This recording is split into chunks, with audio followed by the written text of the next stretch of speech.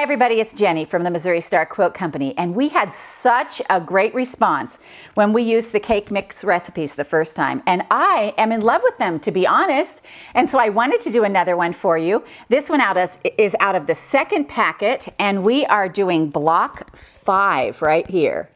So to make this quilt, what you're going to need is one packet of 10-inch squares, and we've used Howdy from Moda. You're also going to need one packet, 42 10-inch background squares as well. You're going to need one of these cake mix recipe books, and border, almost forgot the border. So your inner border right here, 1/2 yard, your outer border, 1.5 yards, and that's a nice big 6-inch border. So it makes a really good size quilt. The quilt we're talking about is 63 by 70, so it's just a good size. So let me show you how to do this because I love these. These are genius. I have to say, I wish I'd thought of these because these are so cool. So what you're going to do is you're going to take your 2 layer cake squares. You're going to have your colored one and your background one. We're going to put them right sides together. Then you're going to lay your paper on the top right here. Now on the paper, if you've not seen these before, these are so cool. There's little numbers, and there'll be a star where you start.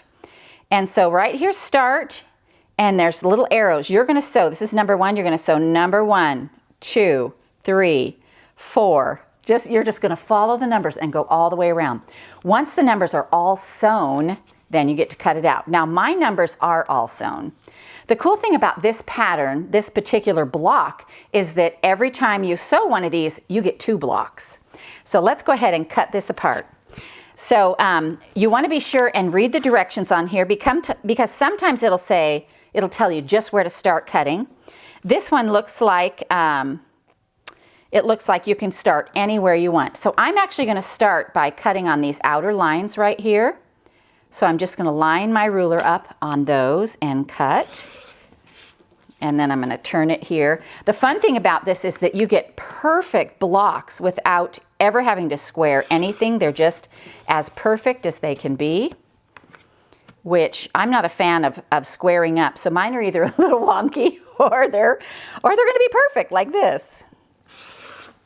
All right, so now I can cut, I'm going to cut this long piece right here. The least amount of cuts we can do. So we're going to cut this long one right here. And then I have these 2 halves, and I'm going to go ahead. The solid lines are the lines you cut on.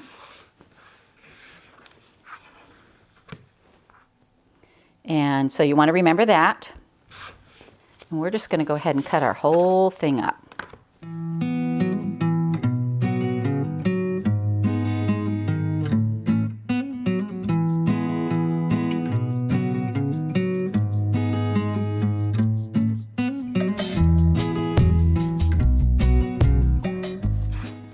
Alrighty, now we've got these all cut up, and look how little waste. I mean, just tiny little pieces.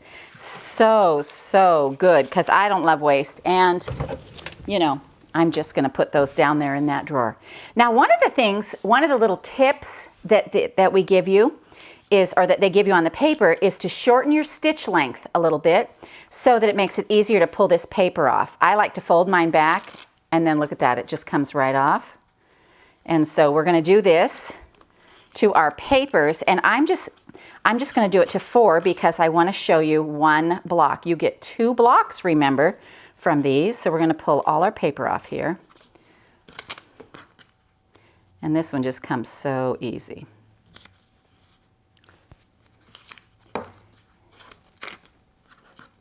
And sometimes I like to let my little grandchildren pull these apart because I could be sewing.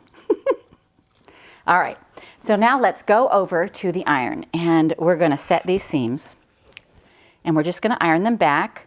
We're going to lay our dark piece on the top and iron the dark side. The seam is going to be hidden under the dark fabric, so we're ironing to the dark side. Okay, so looking at these, I'm going to need 5 of these blocks for each one little block. So I'm going to grab 1 more and iron it, and then we'll put it together over here, and I'll show you how to do that.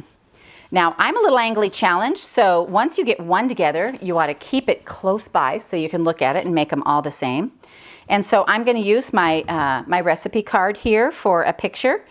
And the first block I'm setting as my big one with the white to the bottom.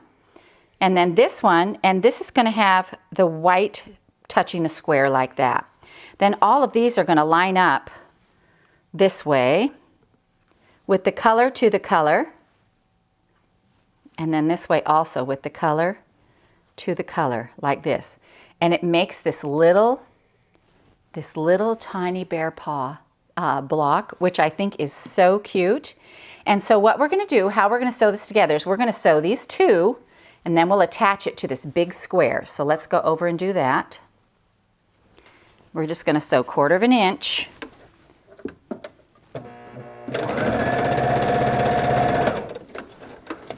We're going to press this open, and then we'll attach it to our big square.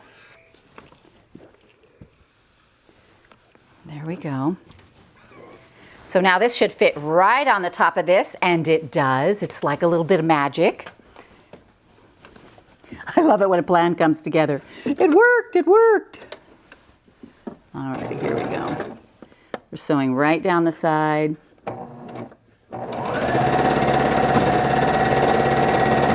There we go.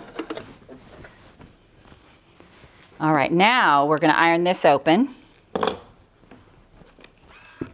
And the other pieces will go along the other edge. Now I'm going to relax this and roll it back. Shot of steam for good luck. All right, so then we're going to put this side block together over here. So we've got these two and this one going the opposite way. So first we're going to start with these because I don't want to get turned around. I'm going to start with these two. And I'm just going to sew 1/4 inch down the side.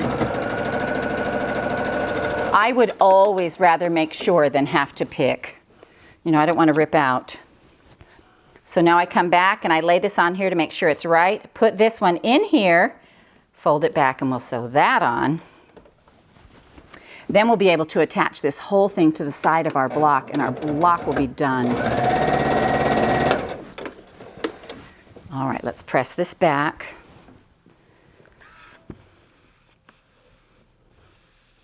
Nice and flat. And now we can lay this on this side and sew this block together.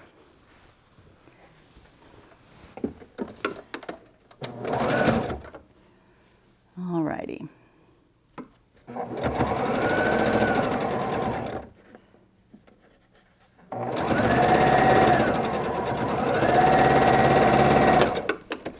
There we go. And we're going to press this open. So then you've got your block all finished and done, and it's ready to go. These perfect little blocks. So let's take a look at the quilt behind me. So we have 7 across, 8 rows down. So that's 56 blocks. Now we pulled some of the lighter blocks out and only used the darker contrasting blocks with these because we wanted these to show up on these. So we only use 56 little blocks out of here. So there's some leftover. And with the leftover, because they're light, we thought about putting them on a darker solid rather than using the white. We thought about using the lighter ones with a darker solid, and they would show up completely different. And so that will be fun. You can do that with your other ones. For us, we just wanted to use the dark ones with the light background. We went with a quilt where we used 56 of the blocks. So now when you're ready to put these together, you're just going to lay them together just like this. Now remember, you can make any single block that's on this whole thing. You can set these different ways. You can do all sorts of things. We put ours all going the same direction, just like this. And it's just as cute as it can be. Wait, we want to switch some of these around so we don't have matchers. There we go. And it just comes out as cute as it can be, just sewing them straight together like that.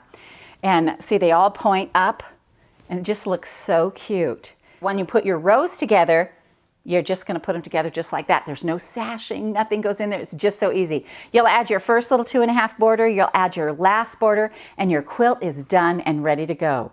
So just remember that from every single one of these papers right here, you get 2 blocks. which I think is really cool. So we hope you enjoyed this, and we hope you enjoyed this tutorial on the Tea Cakes quilt from the Missouri Star Quilt Company.